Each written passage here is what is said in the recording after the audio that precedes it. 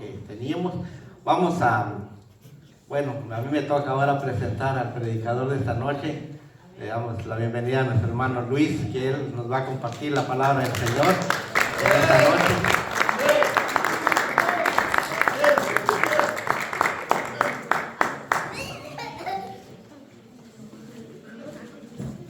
Bendiciones a todos. Así que todos los niños se van a ir a su clase. Bueno, mientras que se van los niños, es un privilegio estar aquí frente. Dios solamente sabe por qué me tocó a mí, ¿verdad? Pero lo hago con gusto y alegría porque no es fácil. Y los que han tenido la oportunidad ya lo saben. Mi mensaje de hoy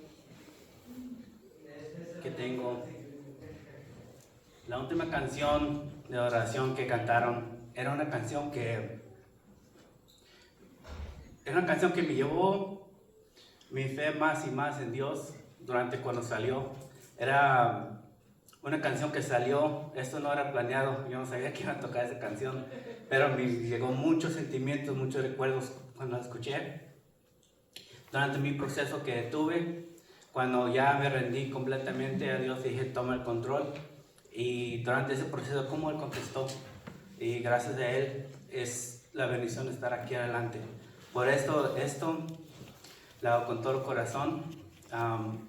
Primeramente, delante de Dios y para todos ustedes. Yo quiero darles lo mejor que puedo y que Dios me ayude. Antes de entrar voy a orar un segundo y a acompañar. Gracias, Señor. Usted ha sido bueno, Señor. Tú eres el que has abierto el camino para yo estar aquí adelante, Señor. Para estar aquí parado delante de ti, Señor, delante del pueblo, Señor. Señor, te pido que tú tomes el control de mis palabras, Señor. Que me quites todos estos nervios que tengo, Señor. Que tú pienses fluir las palabras de mi boca, Señor. Sabiendo que español es mi segundo idioma, Señor. Pero, Señor, ayúdame, Señor. Espíritu Santo, mueve dentro de mí, Señor, en este lugar, Señor. Prepara los corazones y los oídos, Señor, para este mensaje que tengo hoy, Señor. Que lo escribí con todo corazón, Señor, en guianza de ti, Señor. Espíritu Santo, gracias, Señor. Gracias, Jesús. En nombre de Jesús. Amén. Mi mensaje de hoy tiene que ver, hablar de ese proceso que hablé ahorita de esa canción. El título de mi mensaje es La gran batalla de la liberación. Para introducir, voy a dar un poco de contexto. Voy a estar hablando de afuera del libro de Éxodos y voy a dar un poco de contexto para no leerlo mucho porque yo sé que es bastante. El mensaje comienza con Jacob, que tuvo varios hijos, y uno de sus hijos era José. Y José era un hermano que lo odiaban y lo vendieron a esclavitud. Y él llegó a Egipto, donde fue esclavo. Pero con el favor de Dios, él llegó a ser el segundo mano de Faraón. Él tomó control de todas las provisiones, de las obras y todo lo que se hacía. Y con la ayuda de Dios, él llevó a Egipto a ser un lugar muy próspero y bendecido. Y durante un tiempo que no había siembra, no crecía nada, no había cosecha, los hermanos que lo vendieron fueron a buscar estas provisiones a Egipto. No sabían que su hermano José estaba vivo y estaba allí. Y era un proceso que pasaron, pero al final reconocieron que era su hermano, pedía perdón, y ellos tuvieron la oportunidad de mover a todo el pueblo de Israel a Egipto. Ahí es donde comenzamos. En Egipto los israelitas prosperaron y se multiplicaron bastante. Y de allí comienza. Ya cuando José muere, años después, entra un nuevo faraón. Y él no conocía a José ni todo lo que él hizo para Egipto. Y cuando él miró los israelitas, cuesta esta palabra, él tenía temor, preocupación, porque eran bastante comparado con los de Egipto. Él estaba preocupado de que en un tiempo de una guerra, que un enemigo ataca al pueblo de Egipto, los israelitas se unieran con el enemigo y vencería a Egipto. Él tomó medidas para poder esclavizarlos, ¿verdad? Él estaba preocupado y quería tener control sobre ellos. Aquí comienza con el primer versículo. En Éxodo 1, 11 a 14. Dice, fue así como los egipcios pusieron capataces para que oprimieran a los israelitas.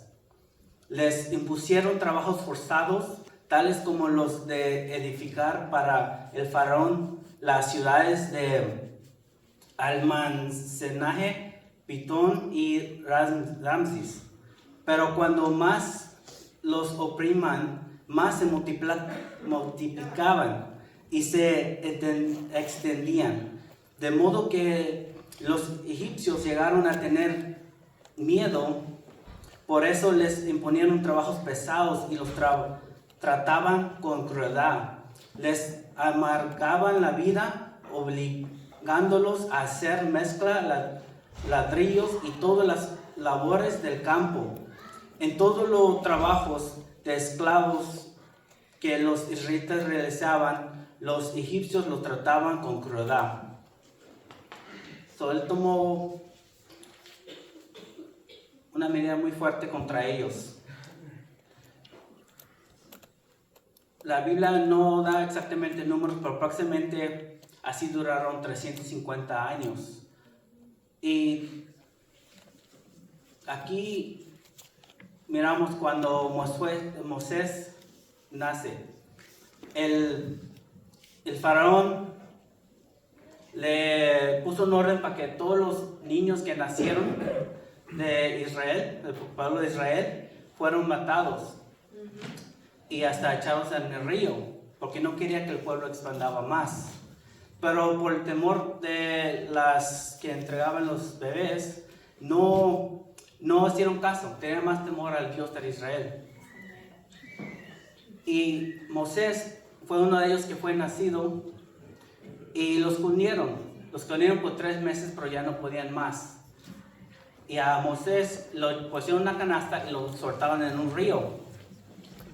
Flotando por el río, Dios tenía cuidado de él, porque la hermana del faraón lo mira y lo adopta y lo lleva, y él crece en el palacio, a un lado del faraón.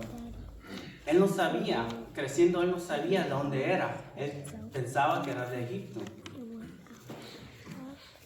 Durante un tiempo que Moisés iba caminando por donde los israelitas estaban trabajando, él miró que un egipcio estaba golpeando a uno de su gente.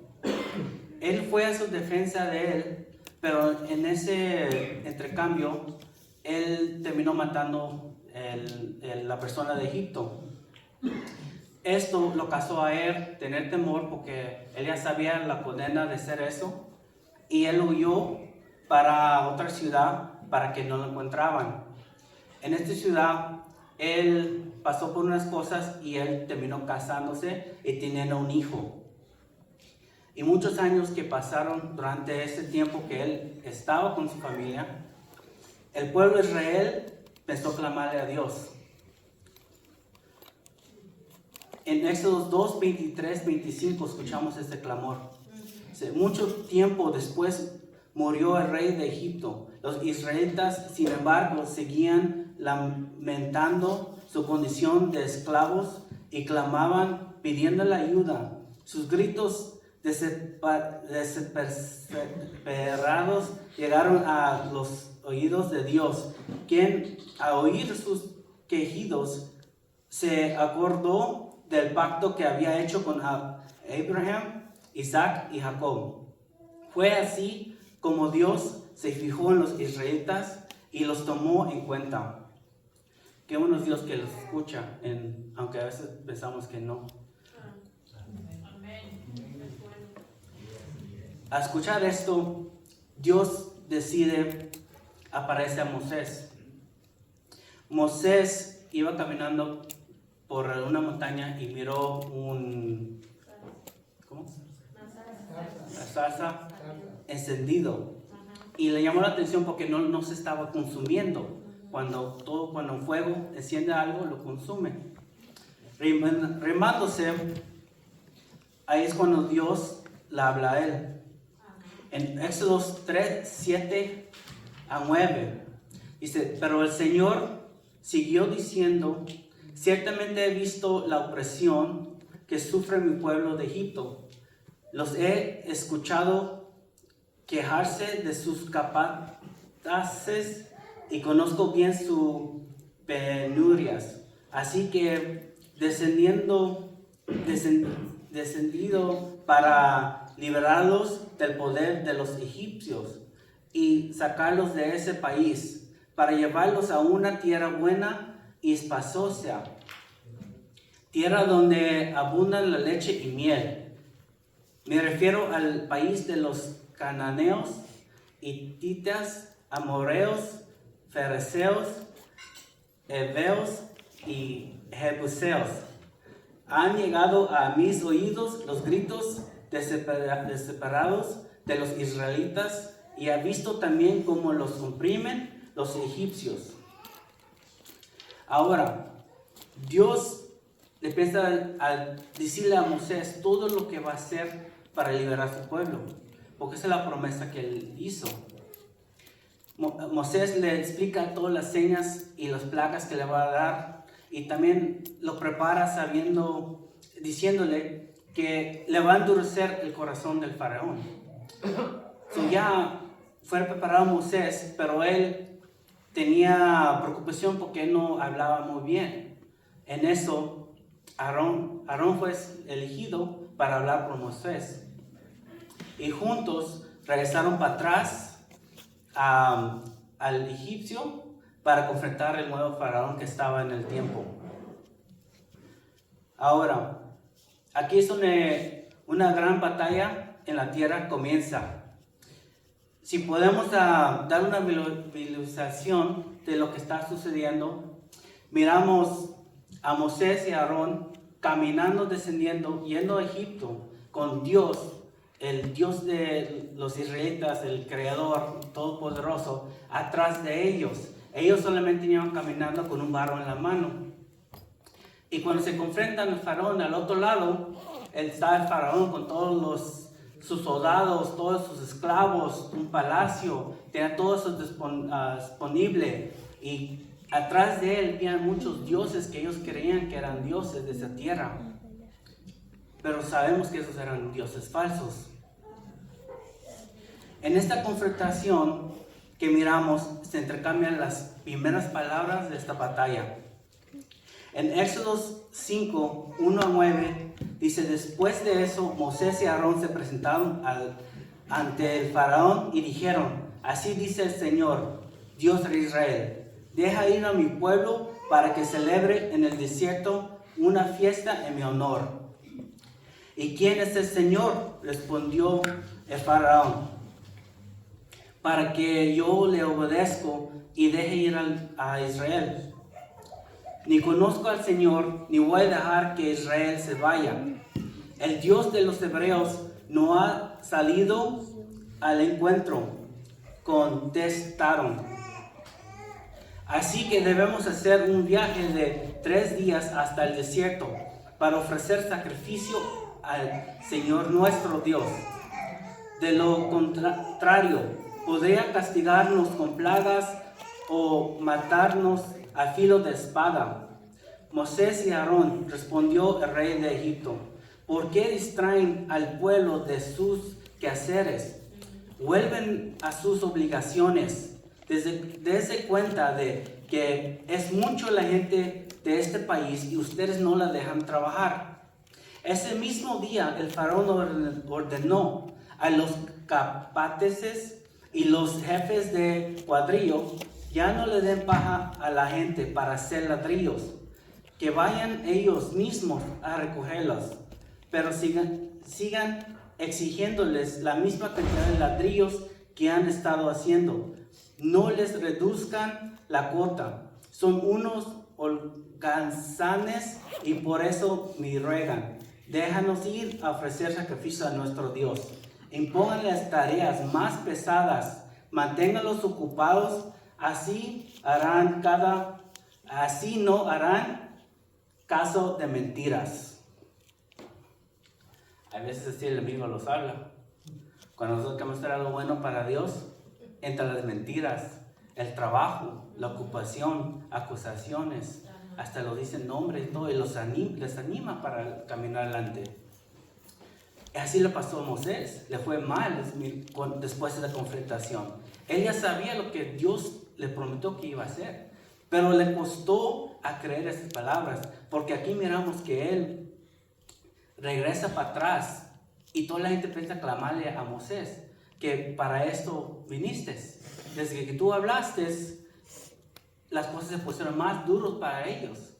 Y eso que ya Moisés le explicó quién era Dios y por quién él fue mandado y el propósito.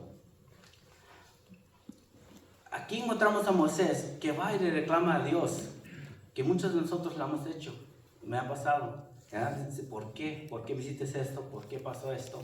¿Por qué permitiste esto? En Éxodos 5:22 a 23, Moisés se volvió al Señor y dijo: ay Señor, ¿por qué tratas tan mal a nuestro pueblo? ¿Para esto me enviaste? Desde que me presenté ante el faraón y le hablé en tu nombre, no ha hecho más que maltratar a este pueblo, que es tu pueblo. Y tú no has hecho nada para librarlos. Fíjate qué valor decirle a Dios eso. Muchas veces, como dije, así los encontramos, reclamándole a Dios. Pero Él mira todo, Él sabe todo. Él sabe lo que está en nuestro corazón y Él no tiene que darnos explicaciones. Dios le responde en Éxodo 6:6-8. Así que ve y di a los israelitas: yo soy el Señor, y voy a quitarles de encima la opresión de los egipcios. Voy a liberarlos de su esclavitud. Voy a liberarlos con gran despliegue de poder y con grandes actos de justicia. Haré de ustedes mi pueblo y yo seré su Dios. Así sabrán que yo soy el Señor su Dios, que los libró de la opresión de los egipcios. Y los llevaré a la tierra que juré solamente con la mano del alto dar a Abraham, Isaac y Jacob. Yo, el Señor, les daré a ustedes posesión de ella. Amén. Amén. Ahora, lo encontramos otra vez, esta confrontación con el faraón. Aquí es cuando comienzan las señas y las plagas que están en el libro de Éxodos. Se confrontan al faraón y por la primera seña, Aarón vienta el bastón al piso y se convierte en un serpiente. El faraón le llama a todos los ancianos y los hechiceros y les pidió que hagan lo mismo y lo hicieron. Los pudieron hacer. Aquí yo lo miro que es un ejemplo de que el enemigo también tiene poder en esta tierra. También puede cometer esas imágenes de señas, porque son eso, solamente es una falsa imagen, un falso ilusión de lo que él está haciendo. Ahora, la víbora de Aarón consume la víbora de los egipcios. Y después encontramos la segunda seña. Moisés va a los ríos y con el vara le pone sobre el agua y convierte la agua a sangre. Igual, los hechiceros hicieron lo mismo otra vez. Podían convertir el agua a sangre. Ahora, la tercera seña o plaga. Aarón extiende su mano sobre las aguas y hace ranas salir y cubrir todo lo alrededor.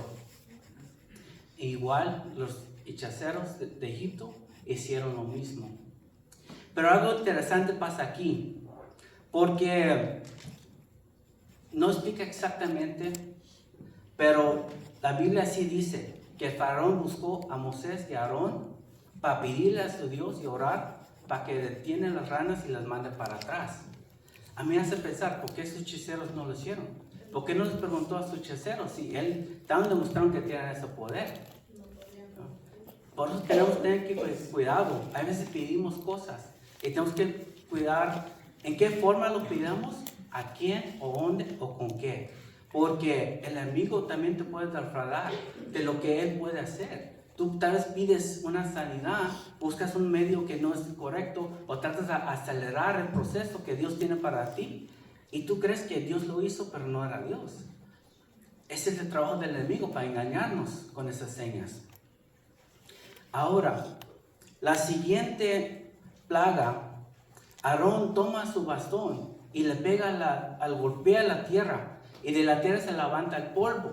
De esos polvos se convirtieron a mosquitos y empezaron a infestar todo alrededor. Los hechiceros, el faraón les preguntó que hagan lo mismo y no podían. A mí, yo entiendo esto en esta forma. No podían porque Dios es el único que puede crear vida. Los hechiceros no pueden. Todo lo que no es contra Dios es para muerte, perdición, es mentira. Por eso no puede crear vida. Y hasta ellos mismos voltearon a Faraón y le dijeron, este es el dedo de Dios. Ellos reconocieron el poder de Dios. Dice que reconocieron el dedo de Dios. Ellos ya sabían quién era. El Faraón no sabía.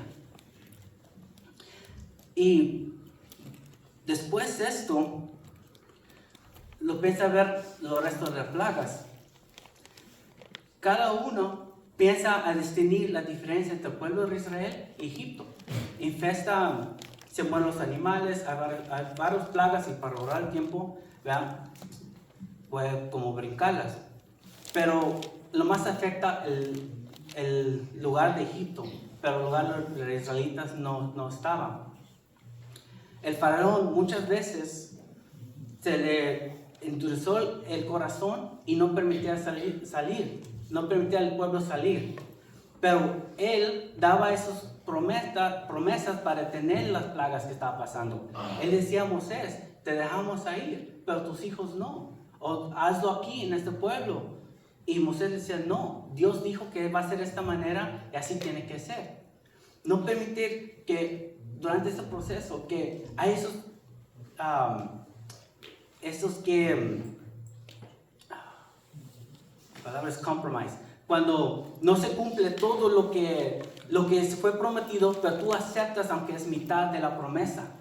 No permitir eso. Si Dios va a hacer algo en tu vida, Dios va a hacer completo y te va a regalar más. No te lo va a dejar a medias, no te lo va a dejar, lo muestra una parte sí y una parte no. La última plaga termina con un sacrificio. Es una advertencia al faraón de que su pueblo, de él, los egipcios, van a morir. Todos los primogénitos, los primeros hijos. Y le va a pegar a todos. Y el que creía en el Dios de los Israel, que tenían que tomar una cabra o borrego, y hacer un sacrificio y derramar la sangre durante de la puerta. Así, teniendo esa advertencia, no hicieron nada los de Egipto, el faraón no hizo nada. Esa misma noche, los de Israel hicieron lo que Dios les pidió que hicieran. Y Dios mismo, dice la palabra, descendió, vino y con su poder se llevó a todos los primogénitos del Egipto. Dios tomó esta batalla y personalmente dio el último golpe para que ellos puedan ser liberados.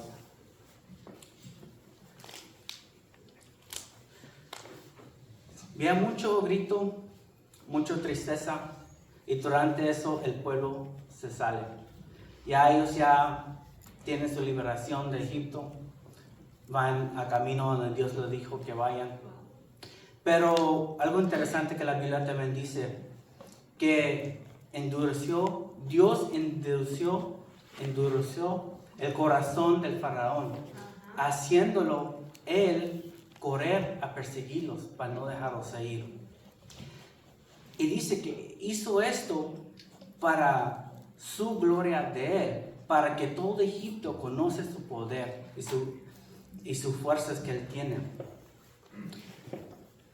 Y ya sabemos, cruzan el Mar Rojo, cuando se parte el agua, el faraón persigue atrás de ellos con todos los soldados, y allí son eliminados todos con el agua, regresa para atrás. Y los reyes de Israel escapan para el desierto, donde tienen su libertad al camino del proceso. Pero, ¿estaban libres? ¿Están en el desierto? Ellos caminando se dieron cuenta, ellos no tenían agua, no tenían comida. Pensaron a reclamarle a Moisés que para esto los sacaste, para venir a morir. Ellos pensaron a recordarse lo que ellos tenían, lo poco que ellos tenían antes de la comida, la casa y todas las cosas que ellos pensaban que eran buenos, a través en el momento de esclavitud. El problema de ellos es que ellos no fueron cadenados, no fueron hechos en cárceles, en cajas. Esa no era su esclavitud. Su esclavitud de ellos es que se mantuvieron ocupados, cansados, afligidos. Y lo que pasó es que ellos fueron dominados, pero en la mente. La mente es la que fue dominada sobre ellos. O sea, aunque ellos físicamente salieron de Egipto, ellos seguían con esa esclavitud en la mente. Eso es algo muy triste, muy pesado. Y muchas veces no nos damos cuenta que estamos pasando algo similar. Tenemos que cuidar lo que escuchamos, lo que miramos.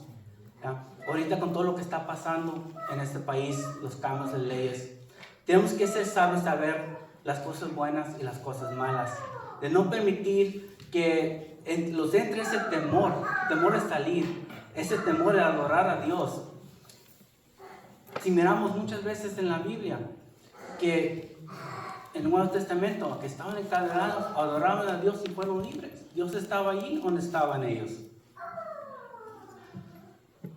Nosotros es igual. Aunque tal vez sentimos una persecución, pero tenemos que seguir adorándole a Dios. Que quebrar esas cadenas de nuestra mente. ¿Verdad? Tal vez es lo que está pasando en los cambios de las leyes. Tal vez es algo de tu pasado, una situación que has pasado. Tenemos que aprender a ser pacientes. Tal vez no te has salido de esos problemas, o tu historia en tu mente piensa que tú estás ahí atrás. Tú mismo te estás acusando. Mírame dónde vine, mira dónde estoy, las cosas no cambian. Tenemos que romper todo eso en nuestras mentes. Tenemos que ser libres completamente, no simplemente físicas, en nuestra mente también. Y eso lo logramos confiando en Dios, aprendiendo de Él, siguiendo a Dios y escuchando todo eso, todo lo que Él tiene para nosotros.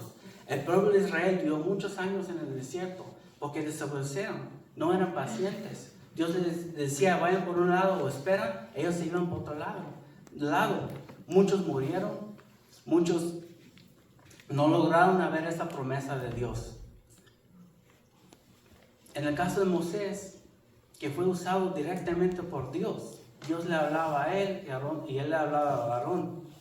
Él no logró llegar a la tierra prometida por una desobediencia que hizo un milagro en su forma de él, en un coraje, apegándole a la piedra en vez de hablarle a la piedra.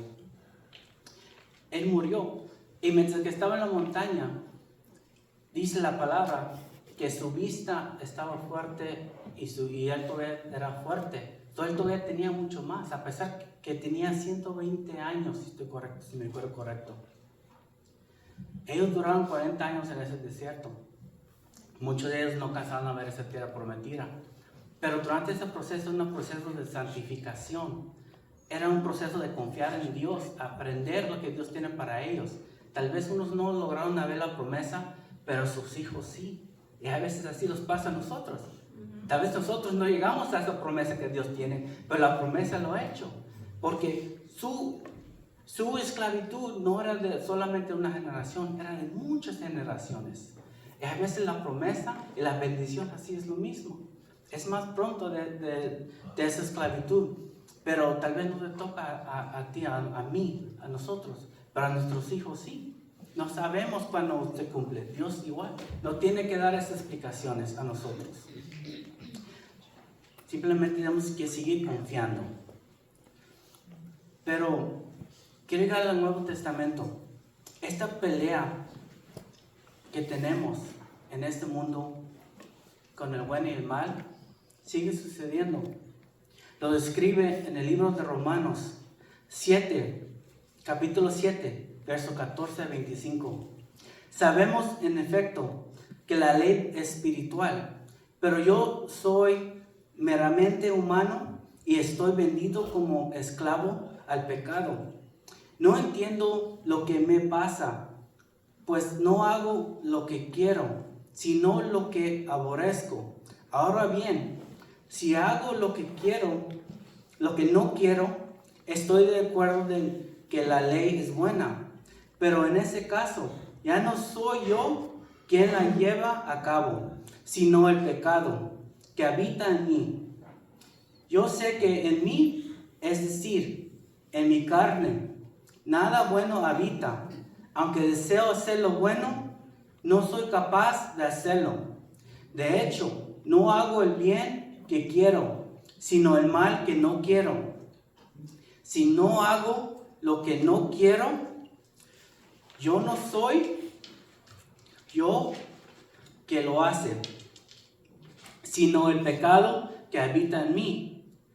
Así que descubro esta ley, que cuando quiero hacer el bien, me acompaña el mal, porque en lo íntimo de mi ser me adelanto de la ley de Dios. Pero me doy cuenta de que en los miembros de mi cuerpo hay otra ley, que es la ley del pecado. Está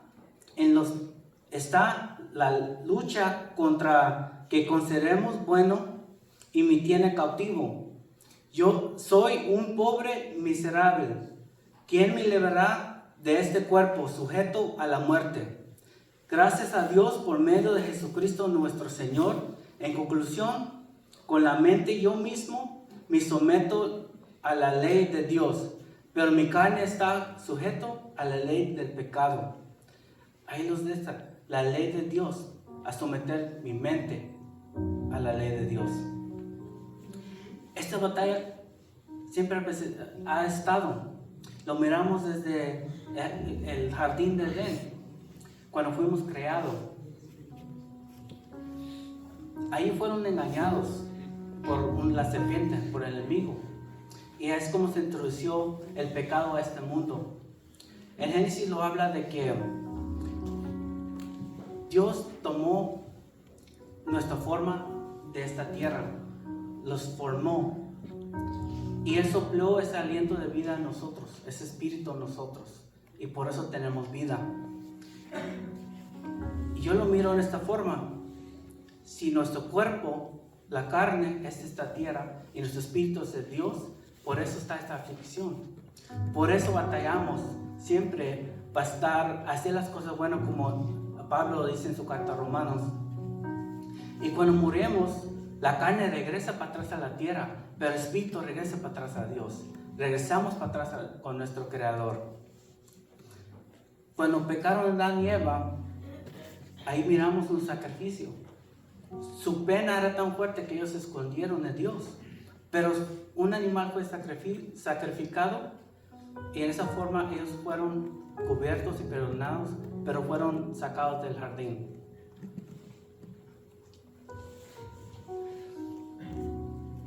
Pero no termina la historia allí. 4000 años después, Dios mandó su único hijo, a Jesús, a esta tierra, por medio de una virgen. Él vivió la vida que nosotros no podíamos vivir, a cumplir la ley que nosotros no podemos cumplir esta tierra, que Dios la ha dejado. Y Él llegó a se puso en la cruz y se hizo pecado, se hizo maldición. La maldición y el pecado que nosotros cometemos. Ahí Jesús, era muy difícil lo que él atravesó para llegar ahí, pero lo hizo por nosotros, al amor de nosotros. Esa forma, Él nos dio esa libertad de este mundo, de la condena de nuestro pecado. Él pagó el precio para nosotros, para nuestros pecados. Su sangre de Él los limpió y los dio una cuenta nueva. Como le leí el capítulo de Romanos, el capítulo termina allí. Pero en Romanos 8, 1 a 4, si seguimos el mensaje, nos dice: por lo tanto, ya no hay ninguna condenación para los que están en Cristo Jesús.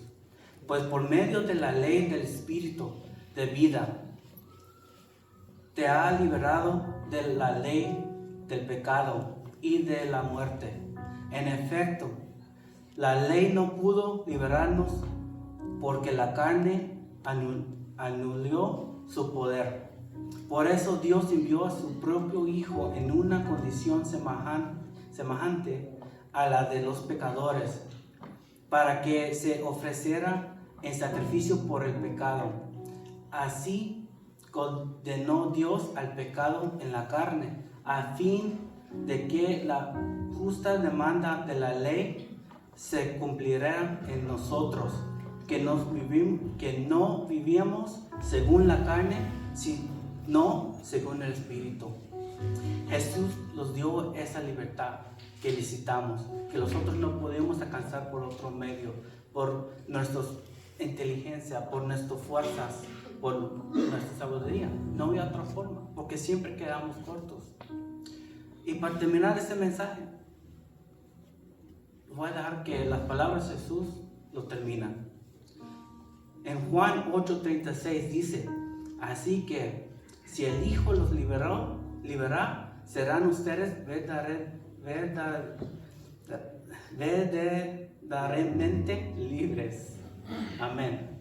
Es lo que tengo para esta noche. Amén.